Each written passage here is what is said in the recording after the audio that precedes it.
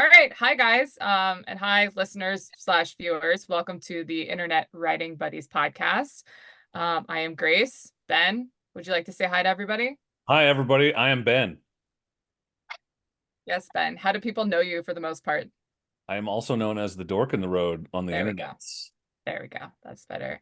We are very lucky today because we are sitting down with two of our close friends, Travis, who is Explore Adventure Moto, and Chad, who is Good Life ADV. And we are going to be talking about something that is kind of a taboo subject with the ADV community and dual sport community, which is unfortunately a reality of the sport, which is injuries.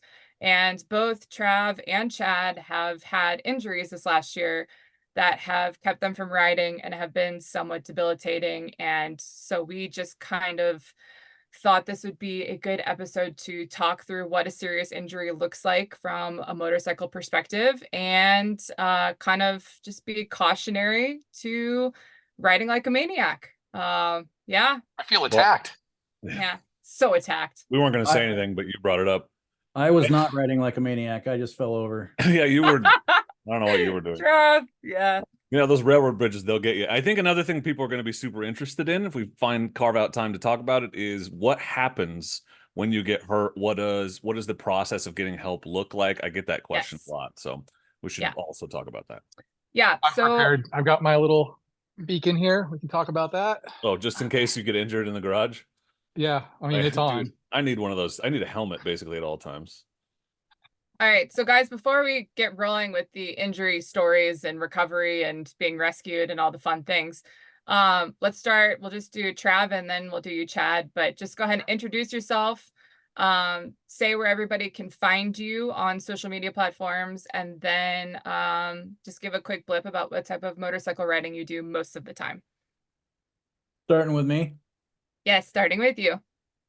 Travis, Explore Adventure Moto.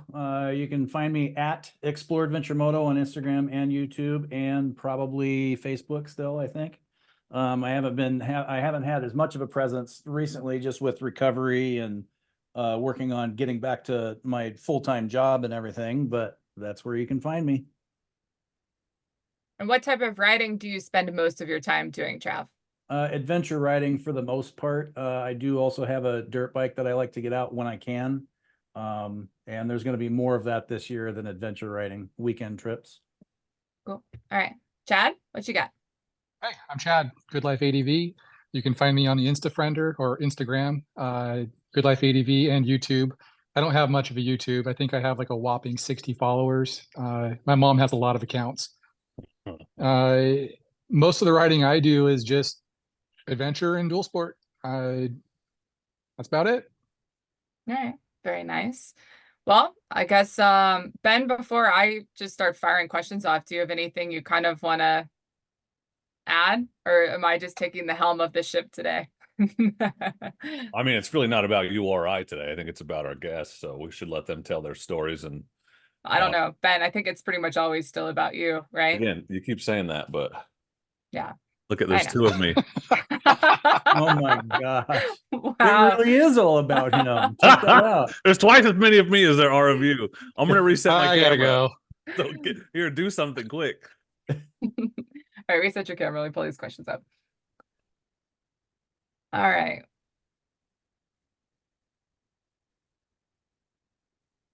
Any luck, Ben? You're double frozen now. Just keep rolling. I'll figure it out. All right. Well, Trav, I'll start with you. Go ahead and talk about what happened when you had your little tumble on the railroad tracks. I fell over. Yeah. Yeah. Gravity and inertia isn't what actually hurts. It's the sudden stop is what actually hurts and injury. We were up in North Island, Vancouver, BC, Canada in September for the Get Lost, Go Find Yourself event. And we were going for a ride Saturday. It was Saturday morning, and we were on a route that was what do you call it? The defunct rail line that they had turned into a trail, and the bridges still had the rails on them. There was concrete in between them, but I just got too close to one of the rail edges where the metal lips up, and my tire just went out from underneath me. Bam. And what happened to you? Yeah. Yes. Broke my helmet, concussion. I still to this day have some short-term memory loss for that, so that's fun. Twisted my leg up underneath the bike, and full break of both tibia and fibula. The surgeon just finally came clean with my last appointment and said my ankle actually was smashed, and none of it got broken, but it was smashed to the point they did need to reconstruct it, which is why I'm still having lasting ankle issues, but it's healing like it's supposed to. What kind of boots were you wearing? Alpenstars Tech 7s. Boots would not have made a Good choice. difference at all. I get that question all the time. Same here. Twist. From the way the accident happened, there are no boots that would have prevented what happened. Yeah, I agree. when we pulled the bike off him, his foot was 90 degrees in the wrong direction. Ugh. No boot would have stopped that. It was totally a No. twist thing. Yeah, it was a twist break. It wasn't anything to do with the armor of the boot at all. Yeah, I get that question a lot from people, and that's why I ask you. Yeah, You know, you always get the guys like, "Oh, I was wearing Formas." Yeah, It's not. seems like everybody wants a magic solution, and there just isn't. Sometimes No. shit just happens, and Magic Absolutely. solution is don't crash. it's right. Don't crash. That's a fall that's happened to me many different times with zero problems whatsoever, other than my ego and feeling dumb. And you know, it was my time to get a break. It was my first actual real break that I've ever had in my life, aside from a toe now and again. But so it was just my time. All right. So you said Chad? you were just sitting there, but were you actually in movement when you went over? Oh yeah. Okay, how fast? What were we doing, Ben? Maybe Not 10 miles an hour. 15, maybe. Yeah. You can, 10, there's, Okay. I caught him on video. I Just mean, say, it's if you not wanna- blurry because he if was you wanna far away, watch- but you can see it. Yeah. Ben has Oh, I a had no video idea. of it on his channel. Yeah. Yeah, It's it doesn't show, it kind of shows the fall, and it looks like I'm just sitting there and it falls over, but when it fell, you could see the scrape marks on the ground to where we were actually still in motion after I hit the ground. So Oh man. Okay. that's what twisted my leg up. And it was concrete bridge, so there was Right. no give. The Nope. leg is what gave. Yep. sounds But so fortunately it was pleasant. my leg instead of my knee, because I would have had far worse Yeah. issues for a lot longer. Yeah. Yeah, absolutely. Oh, glad you're here, Trav. Yeah, Me me too. too. Chad, same question. Whatever you want to Uh, talk about. Yes. So my accident was almost identical to that. We were going through the desert, and we were there kind of just for like the last hurrah trip of the season. We were all looking to get a little bit of media and do a little content posting and some stuff. So of course we were doing some things, and we came into a section, and someone said, "Hey, this would be a really cool spot because we got a really neat sunset right here. Do you want to do a wheelie into the sunset to kind of cap the day out?" And of course, me being my dumb self said, "Yeah, duh." So we swapped riders. Justin came to the front of the pack, and he said, "All right, go ahead and pull it up. I got the video. I got it running." And I pulled it up, and I wasn't really happy with how it went. And I went to go set it back down. And he goes, "All right, I got the shot," but I didn't hear that part. So of course I pull it back up again. I'm holding third, click it to fourth, and I'm just kind of holding a wheelie, thinking he's right beside me. Well, I didn't know he was not right beside me, and he had pulled back. He was probably 100 yards behind me, and I hit a patch of silt, and I'm in fourth gear on an 890. So I'm probably doing somewhere between 60, 65. And I felt the front end kind of do this thing where it dips a little bit, come out of balance point, and then I felt the back end start to walk back and forth in the silt. So I went to correct it with a little more throttle. So I got it back up to about, I don't know, 11 o'clock, just back to that balance point. Keeping in mind, my bike is packed down with probably, I don't know, 70, 75 pounds of gear for just a full week's worth of riding and just, you know, tools and everything. So the bike's not what I'm used to. So I go to give a little more throttle, get it up, and then there was like this little island of tractable dirt between two silt patches. The best I can say is I hit that little island of tractable dirt, and it just pitched me. There was no, "Oh, I'm about to go over, better tap my brake," because I've always guarded my brake. It just all of a sudden I was flying through the air like Ricky Bobby, and I hit the ground. So all the other guys said it was instant. All of a sudden I was just flying. So I just remember going over backwards instantly and to the left, and I felt the tumble like I was just in a dusty tin can full of rocks.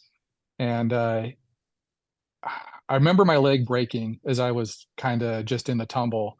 And then I came to a stop and I was sitting on my butt off the side of the road, and my bike was behind me and I could hear the gas coming out of it. I did my quick little self-diagnosis, after I finished trying to get my helmet off. And I determined that my leg was broken because I went to go move my foot back and forth in my boot, or move my feet. And I pretty much confirmed right there I'd broken my leg because I could feel things moving inside there. So I just sat there and I waited for everyone to show up. Uh, that's so brutal. Trav and Ben are both just like completely like ashen. Okay, so then what was the extent of your injury, if you're okay sharing that? Oh yeah. So I broke my tibia clean through, shattered my fib. It's in like 8 pieces. They bridged it. Just had an x-ray done the other day and it's starting to build bone. So I'm happy with that. The ankle, I guess, was dislocated. I actually learned that today. I didn't know that before. So they put my ankle back in, and then I broke my navicular, and then all the other accompanying bones that surround the navicular. So I crushed everything and shoved it towards my big toe. So when you look at the x-ray, there's a pretty sizable gap from the outer side of your foot where your pinky toe is. It's kind of like concaved in, and you see all the bones are pushed over. So what the surgeon had to do was go in, take all those bones and pull them back out to the outside of my foot and realign all of that. And then pin it. And I've had 2 external fixators holding everything together. And now I'm just in a walking boot at 25% weight. So I've been through 3 surgeries and I have 2 more coming. Jeez. The other 2 should be easy. Yeah, should be. It's just hardware. Hopefully. Yeah. Yeah.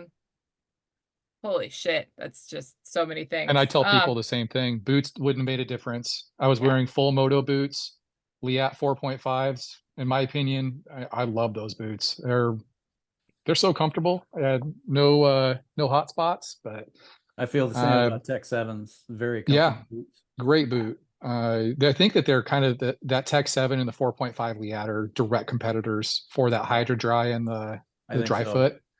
So with that extra neoprene and everything they throw in there, it just makes the boot like a cloud. It's just so comfortable. Did it make you cry when they had to cut your boot off? No, there's a video on it.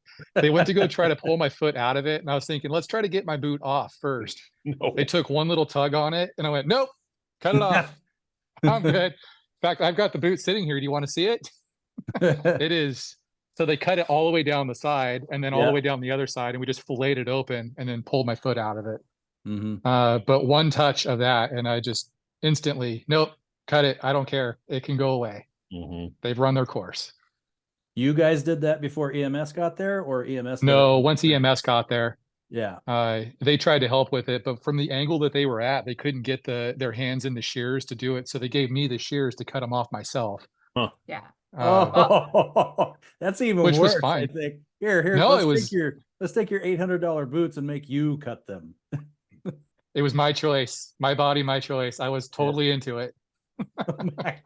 Well, okay, so this is actually a perfect segue. Not my body, my choice. We're gonna let that one slide for now. Anyway, Trav, if you want to talk about the rescue part of it, and just because the idea too, right, is like if anybody ever finds himself in this situation where either they or somebody they're riding with gets hurt, talk through kind of like what your steps were right after the injury of getting you medical attention that you needed.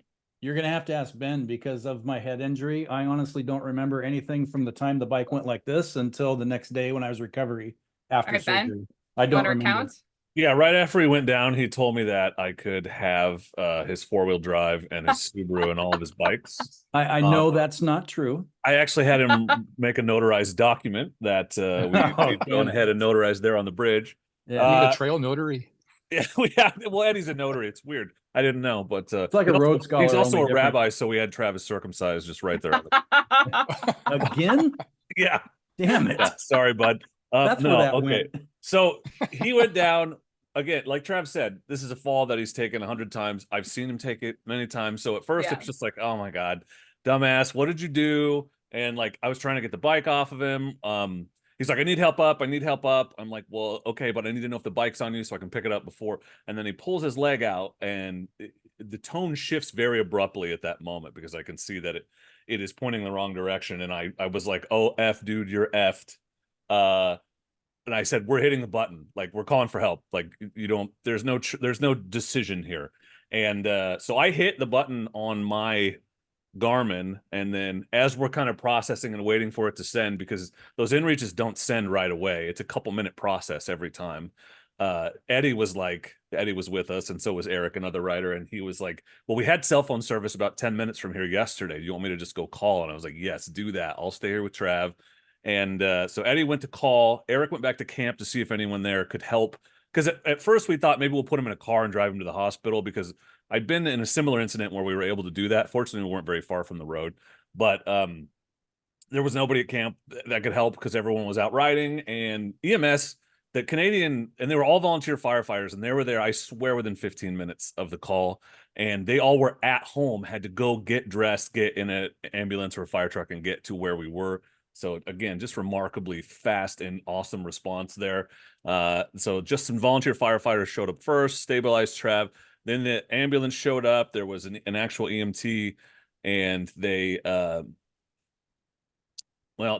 started like making sure he was good, stabilized them, checking for head injuries, making sure his cognition's good. He actually got mad at me because he was like, "Yeah, I'm fine. I don't have any head." And I was like, "He's been asking me the same questions multiple times, so I just wanted to make sure that we had your brain covered, such as it is." And you were like glare, like the death glare, like, I'm fine. And I was like, you asked me 3 times if your bike was okay. You're not fine. Anyway, the thing about Canada is they don't give you morphine or anything. They just gave him like an inhaler with like some laughing gas. And so when they were moving him and setting the leg and everything, it was not easy to listen to. And I won't regale you with the whole sort of retelling of that, but got him in the ambulance. He had to go to a nearby hospital. They assessed and decided that he needed surgery, and they needed to send him to another hospital a couple hours away in Campbell River. And then I think Trav remembers it from there when he woke up the next day. You. Yeah. So essentially it was Garmin, push the button, get help there as quickly as possible. Yeah, but I ended up canceling it because Eddie was able to get a hold of someone before I could get. Before, I was just like, they're just going to have to call the local EMTs. So why don't we just skip that step if we can? And we're lucky we were able to. Yeah, absolutely. All right, Chad, what you got?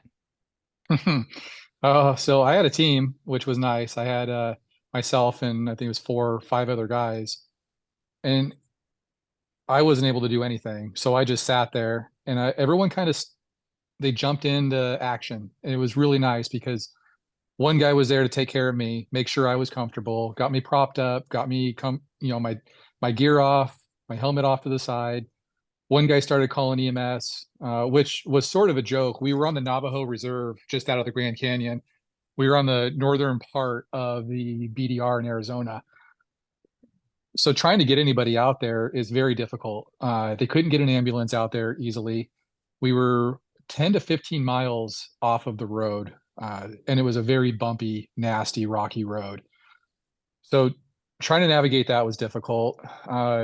My bike was total laying behind me, and I could hear the gas dumping out of the bike behind me. It just made that clunk clunk sound as you hear 6 gallons of gas dumping out of my bike. So 2 guys jumped up, grabbed my bike, wheeled it away from me. Why was it dumping out? Did you get a gash in your tank or something? Yeah, so when I hit, I think the bike went into a flip, and it started to just peel everything apart. So I broke my handlebars, my skid plate got folded up and broken in half. It pulled the actual fuel sending unit, the pump, out of the tank. Yikes.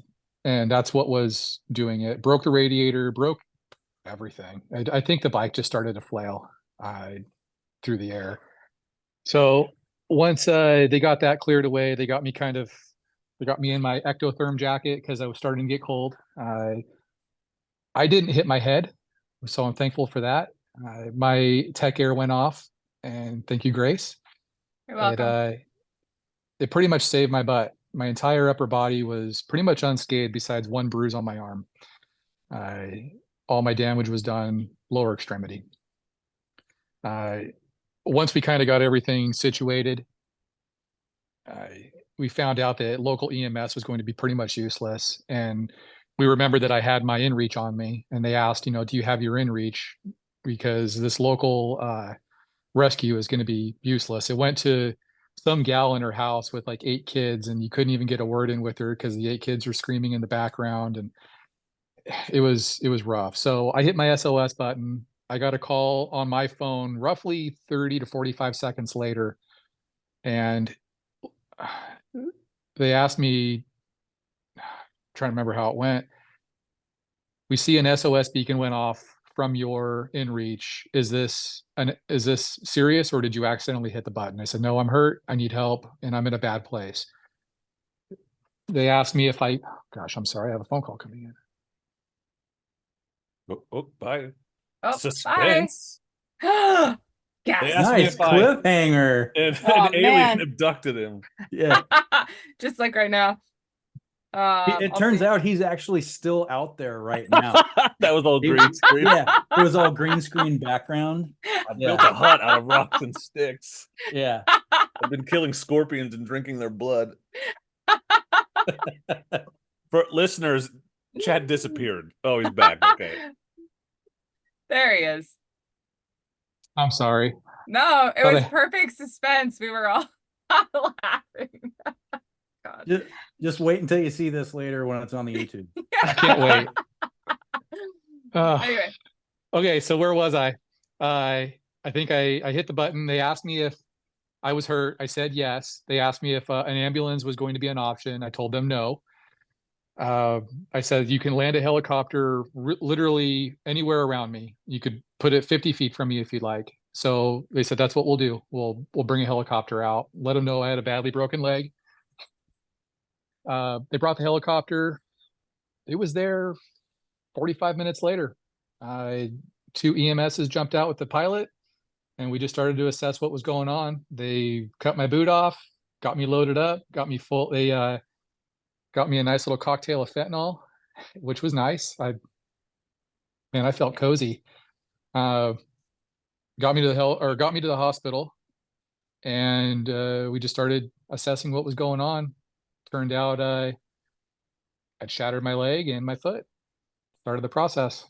Did you have that insurance on the Garmin? I did, Yeah. which is another The good life point. flight If It's you're like $80 a year or something. Like, definitely do it. 30, Oh, I think it was yeah. $30, It's not and it covers expensive. $100,000 of Yeah. recovery efforts. Yeah, It's so 'cause worth it. a helicopter ride is not cheap if you don't have that. Yeah. So I you got had a a $30 helicopter ride helicopter back. ride. Yeah, I had one in 06, and it costed me $18,000 uninsured. Just for the recovery. Yes, Yeah. not including anything else. Right. So I've had 2 helicopter rides in my life. One was from a broken femur, and one was from this.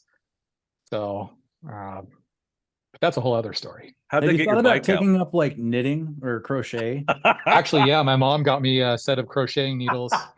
And Trav, I I've asked him the same thing. I asked if he was going to pick up knitting. I thought that would be great.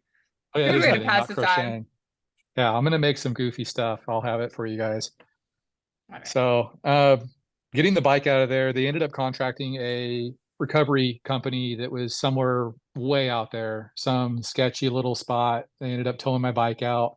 I think it cost me like $1,500 to get my bike out of there, but my insurance picked that up. So, from there, they took the bike. They dropped it. I think it was Go AZ Motorsports out of Tucson, I believe. They stored it there for me for free for a month. And then I just coincidentally had a friend of a friend that was driving through there, coming home from vacation. He picked the bike up and brought it back up to where I live here. So I guess moral of the story is have a Garmin with you if you're going to be doing Yes. any riding that is out of civilization, everybody. Get that. Always have it. It doesn't Yeah. even matter. If you're going for a hike, have it. Yeah. It's not just for motorcycle riding, and carry it on you. If you're on your bike, I see so many guys where it's mounted up in their tower, or they're up by their cluster. Like, well, if the bike skips 30 feet away from you and you broke both your legs, what good is Yeah. that to you? Yeah. Right. I see a absolutely. lot of people that mount that thing to their bars to use the map on it. That No is the way. wrong way to use that. Yeah, Yeah. like integrating it into your GPS. I've seen a lot of like the Garmin products where they integrate that feature in. I No can even way, do it on just my I can even do it on my right Garmin here. watch. Yep. Mhm. Yeah, and Yeah. luckily I had cell phone service because we didn't. We were in and out of service, and right there where I went down, I had two phone sticks, so I had the service. Yeah. All right. Well, sounds terrible. Both your stories are Yeah. terrible. No, thank you. Well, I guess Trav, I guess talk about if you can just kind of what your rehab has been like too, like kind of what has gone into you getting back into normal functionality or at least starting to get there. I mean, a lot of updates with my doctor, a lot of for the first, what was it, 8 weeks, I could put no weight on my leg whatsoever. It was crutches or walker only just around the house. So that was like being back in the frickin' lockdowns, you know. I couldn't leave my house. It was my right leg, so I couldn't drive.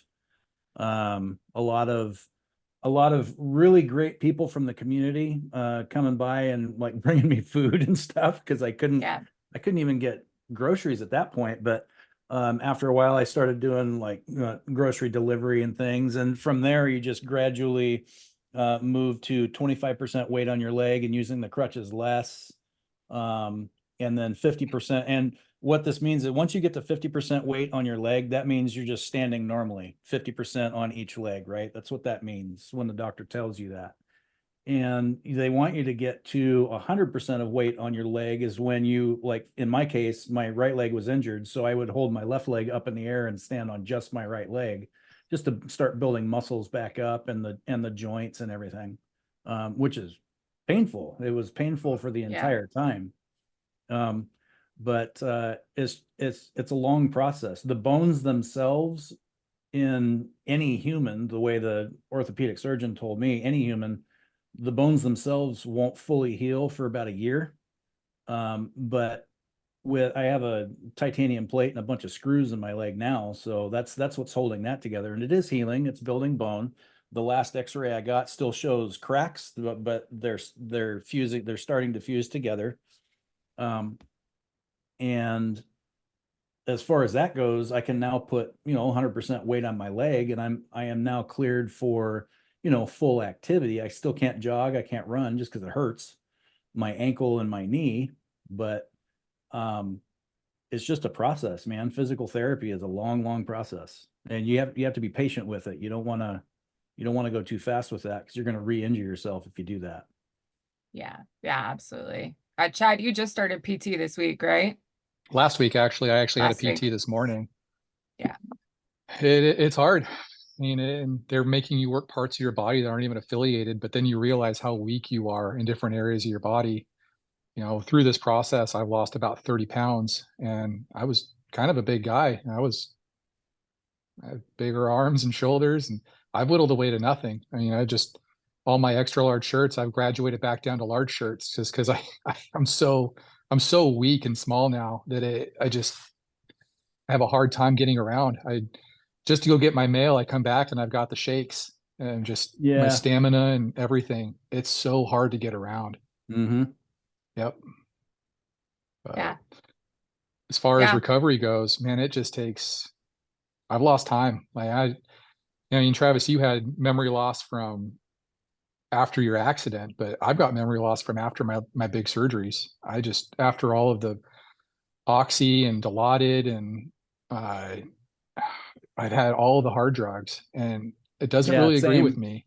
So They gave me the hard drugs as painkillers that I purposely only took if I absolutely needed it, and that's if my pain threshold was like at a 6 or more. yeah, So I still have a bunch of that stuff left over just because I simply didn't take it because I didn't want to get hooked on that crap. yeah. They tried to give me more today. Went to the pharmacy and like, oh, do you want some more Dilaudid? No, I never, ever want any of that again. Yeah. That is the worst feeling in the world coming out Yeah. of that stuff. So recovery though it is hard. So it's just something you have to keep a good attitude about. And when you're in the moment, it feels like it's going to be forever. Yeah. That's a Yeah. I mean, that's you have 2 more surgeries, right, Chad? I do. Yep. Yeah. I have another surgery here in another month to extract the big plate out of my foot. And then, of course, I still have the plates on either side of my leg, my tibia and fibia, that Travis also, I believe, has. Those will come out in a year or so. I only got one plate. They left my fibia was in 3 pieces, but they were able to set it, and then the plate that's on my tibia is what's holding my leg together. They didn't put any plates on my fibula. Yeah. Yeah. Yeah. so I that's have an excessive amount of hardware in mine too. Oh, And when you see the X-rays of like the X-Fix still in my foot, uh, it it's winning competitions. There's a lot of hardware. Yeah. so Yeah. How long until you're at full capacity again, Chad? Have you gotten an ETA for that? Just for work or for writing? Both. Either. Yeah. I'm hoping I can be back to work at least 3/4 duty by March. I'm an HVAC technician, so of course I'm up and down ladders. I'm under and over homes and businesses.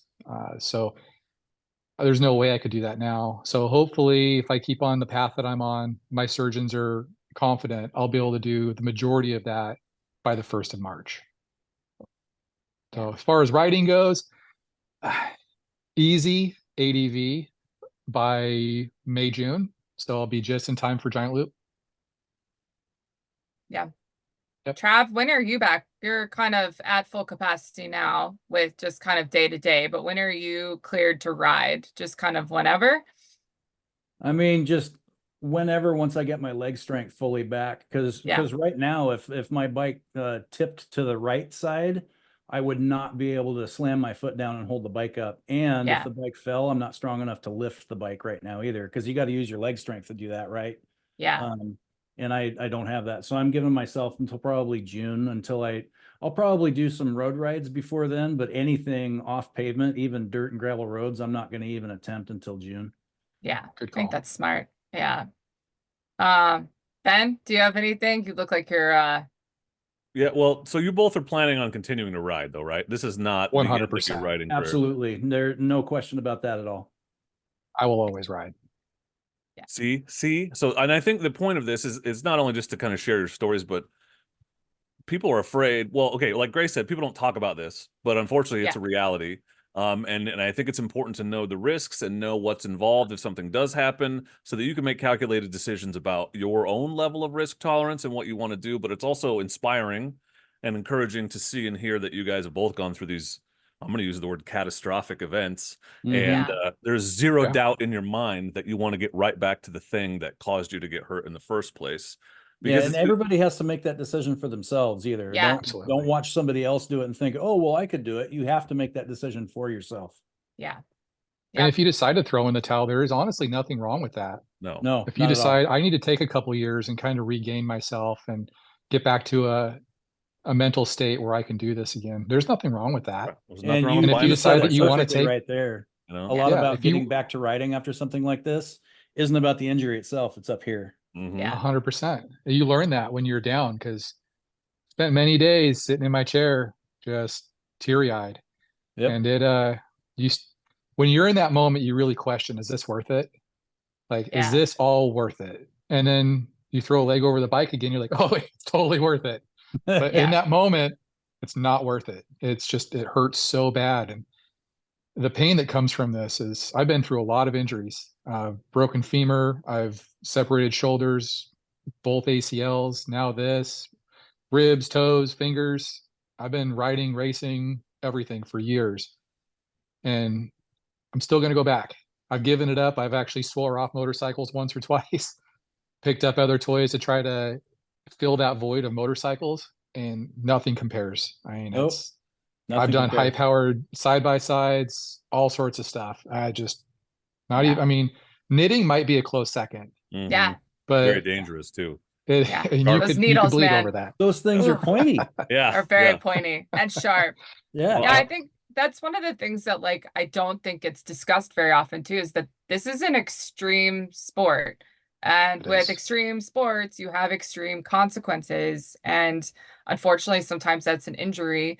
And a lot of people look at that, and that's why, like, you do have a lot of people that either try dual sport or ADV riding and they do it for a while, but sometimes they have an injury and then they don't want to do it anymore. And it totally makes sense, because if you're just getting into it and learning, you're not going to have those big catastrophic injuries. But as you improve and you start doing more, you put yourself at a higher risk. And yeah, it's a gamble, and you have to be willing to do that. There's nothing wrong with walking away from it, but it is just an inherent risk of doing a sport like this, no matter what. Yep. Absolutely. And part of the reason we're doing this is to help people be better informed about the risk that you're taking. Don't go in with an unrealistic expect. Like, it's why we preach safety. And I always get people commenting on videos, why are you wearing all that crap? We used to ride, in t-shirts and bandanas on motorcycles with circular saw blades for wheels back in the 70s. It's like, you either got lucky or you're lying. Right. Both, No probably way. a little All the bit. gear, all the time. Yeah. Always. Where I don't even care if you're just gonna put up the road to just do one thing, put on your gear. Yeah. It's always the little things you don't expect. It's going to go wrong for you. And Yeah. why not? So you put your boots on to, do a 15-minute ride. What's the big deal? Put them on. Yeah. I personally, Your I ankles just would wear thank all you. my gear because riding gear looks cool. That's the only way I do it. Right. Yeah. I love Spacesuits looking are like cool. Master Chief on my bike. Yeah, Yeah, we're to bed. exactly. Yeah. And I mean that in every sense of the word. That's That's a great segue because I'm Sorry, sure go ahead. Tara appreciates that, by the way. I know Trav has got to get out of here, and we don't want to take up too much of your time, Chad. But that's a great segue to a question that I had just about advice you would give to people who are out there riding, either for situations or for riding in general or for recovery. Just like, I guess, the quintessential, what have you learned from this experience, so that maybe some of us can take a piece of your wisdom and avoid some of the pain that you've experienced. Get the best gear that you can afford. Don't get into budget gear just because, you're trying to save a buck. Purchase the best gear that fits you correctly, that you can afford. It will be beneficial to you at some point. Yeah, agreed. Chad, what you got? Same thing. On top of that, be prepared and have a plan. It's going to happen. I mean, it's the old saying, it's not a matter of if, it's just a matter of when it happens to you, because it's going to happen. You're going to have an 100%. accident. You may not have a catastrophic, but you're still going to have a bump or a bruise, or something's going to happen. So have a buddy with you. Don't always go solo, and don't take the chances. And then the other big thing I've learned just from the sit around and the recovery, because it really plays tricks on your mind. It's all about attitude. Just keep your attitude good as much as you can, because the actual accident's only 10% of what happened to you. The way that you react to it is the other 90%. Yeah, you have to stay positive. 100%. And treat your people good, because you start finding yourself getting frustrated and upset, and then your loved ones that are trying to help you and take care of you get the brunt of it. And you don't even realize you're doing it until somebody says, hey, you really hurt my feelings. So consciously make an effort to be appreciative to the people that are taking care of you. Yeah. I think you both have done a really inspirational job of being positive. It would be very easy to get. God, yeah. It's literally I don't know that I could do it. So, thank you both for being here and for sharing that. Man, I hope you never have to do it. Yes, No kidding. me too. No kidding. Gosh, this is a rough one. And we've had very similar injuries. So it's kind of like, I've been comparing notes to Travis the past few days, just chatting with him. And we're kind of going through a lot of the same stuff, just, different view on it. Yeah. Different kind of instances, but same type of injury. And I think being able to show that, yeah, I mean, you do get an injury like this and it takes time to heal mentally and physically too, so it's just a challenge either way. It was a rough year as a whole for this niche of riding. You look at YouTube and there was a bunch of people that got busted up this year. What's his name? The bearded grump broke his back on his bike this year. I've been talking to him too. And he's still planning on riding. He's already shopping for bikes, It's all about staying positive. You got to do that. Chad, I just want to say thank you very much for getting hurt so that Trav would have someone to talk to. That was really nice to go out and do that after he got hurt. Yeah, It goes was a both ways. sacrifice. Yeah, just for you, And it's- Trav. That's why he did that. He did it on Yeah, purpose. There's a though, lot of to help broken you, tip Trav. bibs this year. Yeah. yeah. I Oh, did yeah. it for the footage. That's why I Yeah. did it. Of course you I did. should have been closer. I screwed that up. I know. Ben, you were supposed to be right behind him to get that shot. Trying to sweep because I I'm know. trying to be responsible. Won't He happen. was right behind me the entire time we were at the campsite. I was. Well, thank you guys both for being here. Let's give one more round of where people can find you and follow along with your recovery stories. Trav? At Explore Adventure Moto, Instagram, Facebook, and YouTube. Chad? YouTube and Instagram, Good Life ADV, spacing between Good Life and ADV. Perfect. And thank you everybody for being here. It's been so lovely getting to hang out with these two gentlemen and Ben. I am the Graceful Saw it Renegade. coming. You can find me on Instagram and YouTube at the Graceful Renegade. Ben? I'm the Dork in the Road, not an Emmy winner. I cannot believe you didn't mention it. Dork try in to the get Road on better about that. YouTube, a Dork in the Road on Instagram, Dork in the Road on TikTok, and of course, co-host, the least attractive co-host of the Internet Writing Buddies podcast. I don't know. I think you're very pretty, Ben. He Your was eyes, so- seriously, your eyes are so blue today. I can't even. It's He ridiculous. was so worried about that earlier that he was literally beside himself during I was. You saw it. Yes.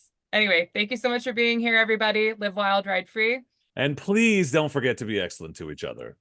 Oh, Bye. that guy. I think it- Stay hairy.